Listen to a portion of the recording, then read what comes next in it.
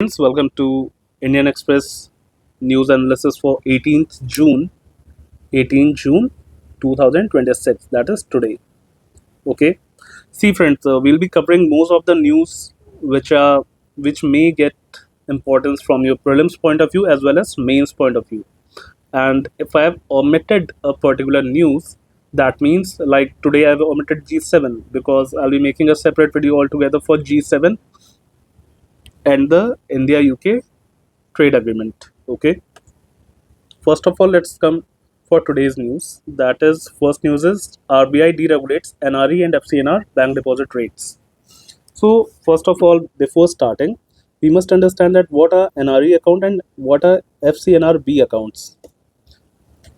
See, these both accounts are opened in a scheduled commercial bank. Okay, and basically SCB में खुलते हैं ये scheduled commercial bank में, and then the NRE account, this keeps the money in rupee terms. Okay, this keeps the money in rupee, while FCNRB, it keeps the money in foreign currency format. Or you can say that if you have deposited $1,000, your Indian bank account would be showing you that $1,000 is in your bank account. So what intervention has RBI done? Intervention by RBI. The intervention is that it has, before understanding the intervention, let's first understand what is the norm. The norm is that banks cannot give a very higher interest rates to NRE or FCNRB accounts for deposits. Okay, because otherwise the foreign currency or the non-resident Indians would be benefiting by our banking resources, and that strain on banking would be benefiting another country because ultimately that money has to be transferred out of India. Okay, so but now what has said RBI? RBI has said that for 3+ years NRE, that is an Indian rupee, and for FCNRB 3 to 5 years FD, term deposit or FD. Okay, term deposit or FD, whatever you can say, whatever you like, you can say. We'll be allowing the banks that they can offer competitive interest rates to these FCNRB and NRE account holders. So, what is the rationale behind this? See, the rationale is quite simple. It is saying that bring your money to India, bring your money in our banking system, and get higher interest rates. Get higher interest rates. Why? It is why? Because India wants foreign currency. Whenever foreign currency is coming to India, whenever FRS, foreign currency is coming to India, they are basically buying Indian rupee, buying INR, and by this buying of INR gets a INR basically gets a higher demand. So the value of rupee against dollar is stabilized, for the least to say. Okay, and Goldman Sachs has said that by this scheme, 30 to 50 billion dollar inflows could be achieved by Q3 of financial year. This is not C but financial year 2026. This acts as a buffer against global currency volatility. Okay, and it has also impact on stabilizing rupee, as I already told you, by letting banks offer higher interest rates, some already raising rates by 2 to 4% to around 7%. India aims to aggressively attract foreign capital inflows. Okay, so what is the overall gist? The gist is RBI has allowed NRE and FCNRB CNRB bank accounts to get a higher interest rate so that foreign money is pumped into India, and it is there for 3 to 5 years. 3 to 5 years lock-in period, because it is a term deposit, so it is there for 3 to 5 years. And by this foreign currency being in the Indian system for 3 to 5 years, it is stabilizing the value of rupee. This is the whole thing. But there's a catch. If you are a NRO account holder, that is FCNRB account holder, and you are transferring your money to NRE accounts, they do not qualify for this deregulation exemption. Okay. For prelims, this is most important. The difference between FCNRB and NRE account. See, NRE is in Indian rupee. FCNRB is in foreign currency format. Okay. Let's come to a next news. See, we all are aware that Shanti Act has been passed by the Parliament last year, and it has it has got President's assent last year in December. Presidential assent. Okay. So, see, we all have studied that whenever President gives an assent to a bill, it becomes a law. But that is not the real case. Whatever has to become a law, it has to, after the presidential assent, it has to go through delegated legislation where rules and norms are made, and then it has to be notified or published in the Gazette of India. And only after that notification, that acts come into play as a law. Okay. So what is the news? News is that small modular reactors, okay, they will not get any specially regulatory relaxations. The small modular reactors would not get any special regulatory relaxations. Okay. Why is it in news? It is news because it was understood that advanced and passive safety designs would allow the private players to bypass some regulations. But the government the government has said that will not be allowing any kind of exemptions for small modular reactors. Rather, we would be making a standard, okay, which all have to follow, whether it be a large reactor or a medium reactor. First, let's understand that what is SMR and what is PHWR. See, the Shanti Act has allowed that the private players can now install small modular reactors. Basically, it has allowed the entry of private players into the atomic energy realm of India. So, a small modular reactor is basically it makes 30 to 300 megawatt of energy. Okay. And basically in India, pressurized heavy water reactors which utilize heavy water as both coolant and moderator and natural uranium as a fuel. So India is largely using PHWR, that is pressurized heavy water reactors, but at the same time we are also in the process of installing SMRs. But the news is that SMR would not be getting any special relaxation. Now come to the Shanti Act. The Shanti Act that passed in December, it got the President assent on 21 December 2025. This landmark law legally opened India's tightly controlled civil nuclear sector to private sector participation under central licensing.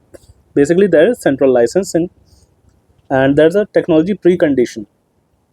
Because domestic private entrants lack nuclear operational experience, the AERB has made design and training agreements with established technology providers, a non-negotiable prerequisite for granting an operational license. See, basically, practically what is going to happen is that if Reliance is installing a nuclear reactor, so first of all, it has to make an agreement with the technology supplying company or the reactor making company that it has to give trainings to all the operator, and it would be then subject to verification and annual audits by AERB. Okay, that is all the news. So basically, India is allowing private players to enter, but it is having the same rules for private as well as government reactors. Okay, now this is from the explained section. What is it? It is geopolitical fallout. West Asia conflict hits Indian road. So what has happened? See, for road construction, bitumen is needed. Bitumen. Okay, the top layer is of bitumen. So what has happened? Basically, West Asia conflict occurred. The Strait of Hormuz was disrupted. So see, bitumen is basically taken from refineries, crude oil refineries. Okay, so it is a byproduct of crude oil, bitumen. So bitumen supply chain is squeezed. That is basically the oil for the crude oil supply was restricted. So now the earlier price, which was 40,000 per ton, 40,000 per tons, is now 80,000 per ton. That is a 100% rise in price of bitumen. 100% rise. Okay, this is the main issue. Now let's get into some facts. See, India requires 90 lakh tons of bitumen annually. Okay, and India produces 54 lakhs via state refineries, that is IOCL or BPCL, IOCL, BPCL, etc., etc. Okay, over 99% of India's import originate from West Asian countries and transit through the volatile Strait of Hormuz. Now you understood why there is a crisis situation. Consequently, domestic bitumen consumption is plumped by nearly 33% compared to 2025. So basically, there has been a loss. There has been a reduction in the use of bitumen from 33% from the levels of 2025.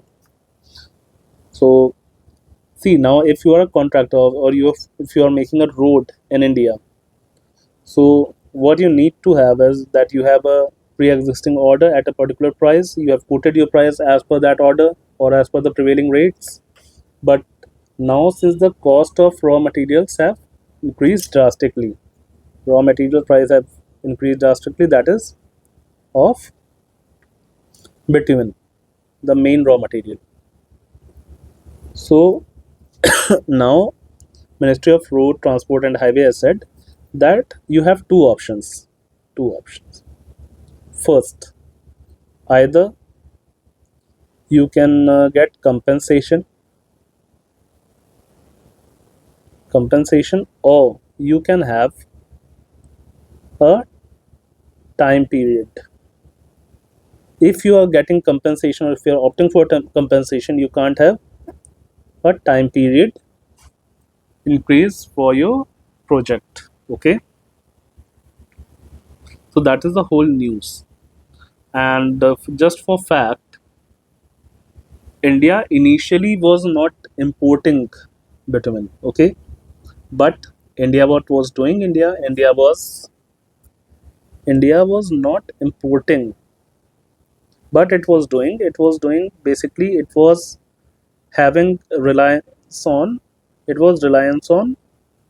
own state refineries.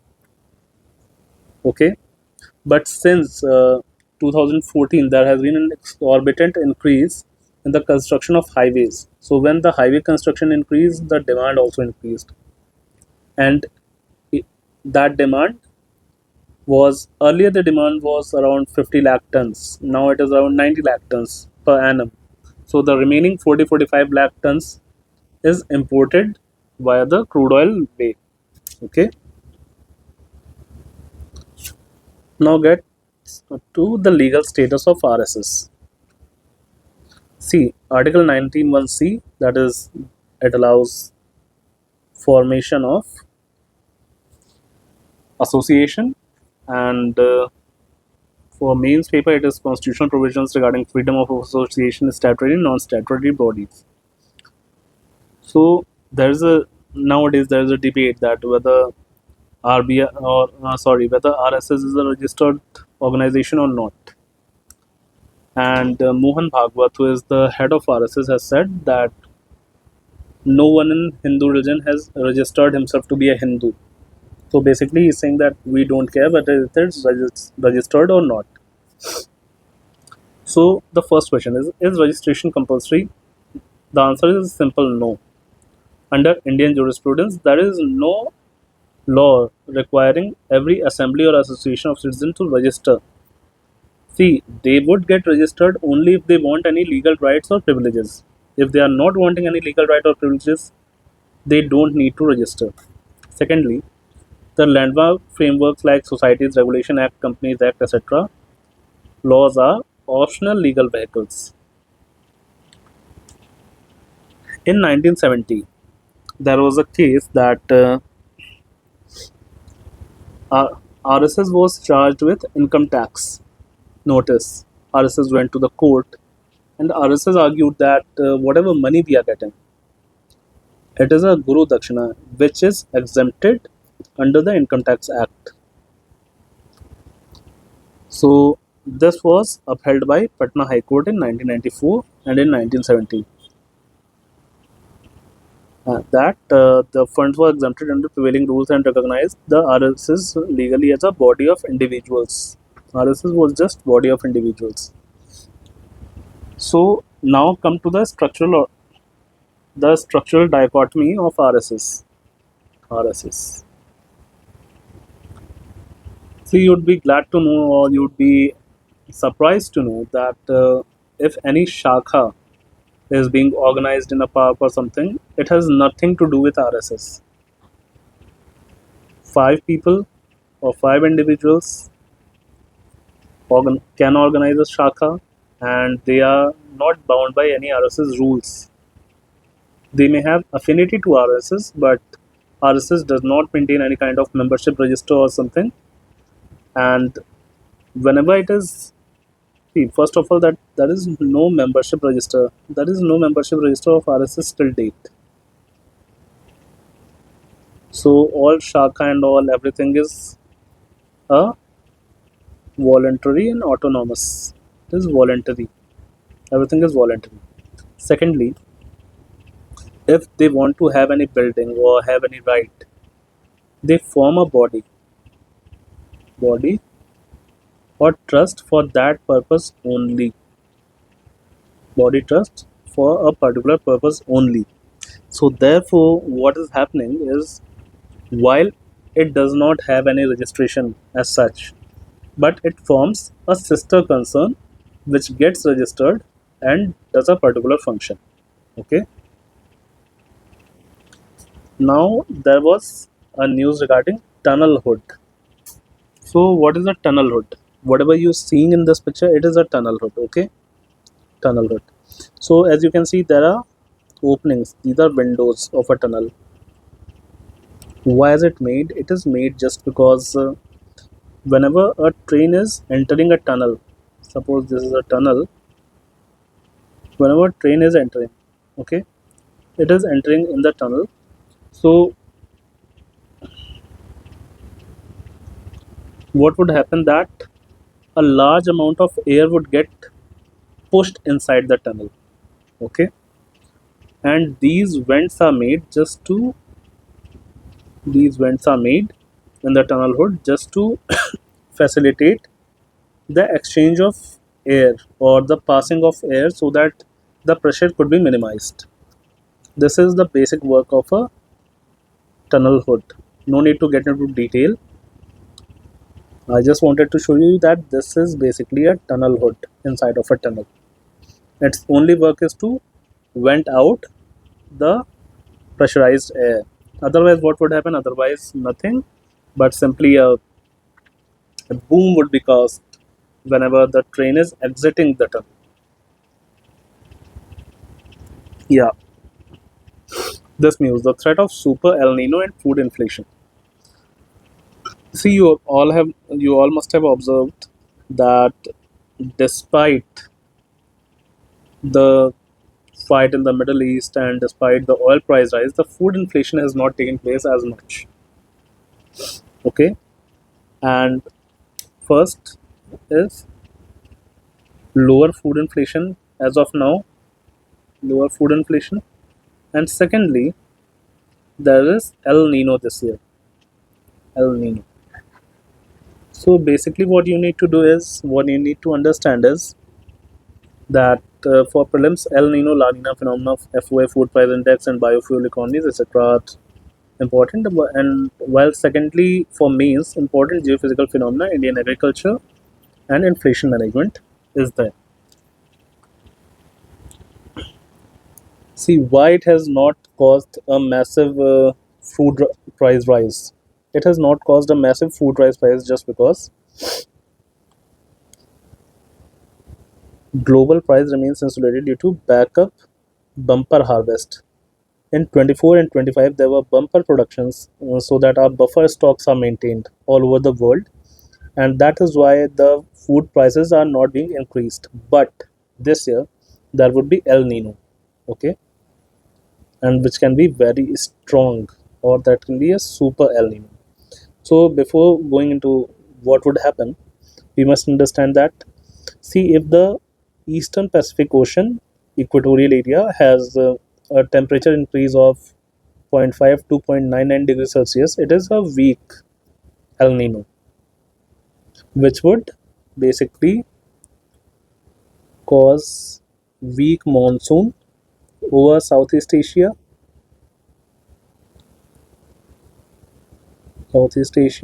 and at the same time, it would make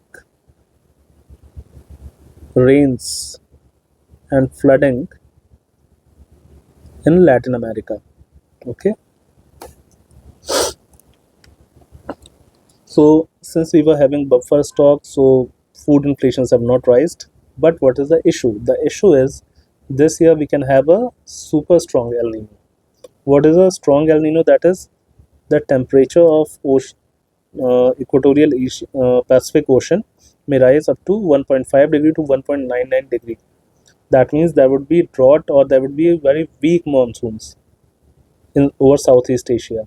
And if it happens, we would be having very lesser amount of irrigation, and we have to be dependent upon diesel generators, etc. And as we all know that most of Indian agriculture is rain-fed agriculture. So whenever there is rain-fed agriculture, the weakening of monsoon is not a good symbol. Just because a weak monsoon ultimately results in a weak harvest, that is weak production. And to worsen, basically what happens to worsen, it has combined with shortage of fertilizers. Shortage of fertilizers. So what are we assuming, or what could happen? We assume that weak monsoon plus shortage of fertilizer.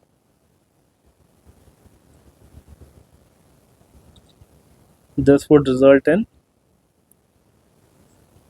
production going down. And when the productions will go down, there would be increase in the prices of cereals. Despite all these things, what only the food, only the vegetable oils have surged 21%. Okay, the cereals and grains have not seen a price rise, but food oils have seen. Why vegetable oil have seen a price rise? Just because the vegetables oil are used for making biodiesels.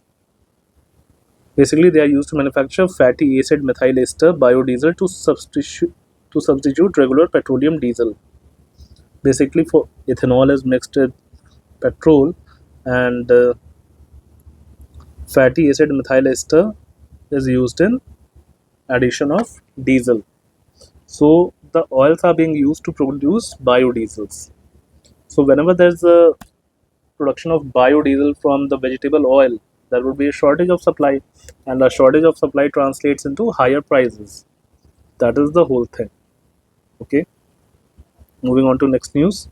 Record defense production and indigenization milestone. So yesterday, the Ministry of Defense announced that India's domestic defense production hit an all-time high of 1.78 lakh crore rupees for financial year 25-26.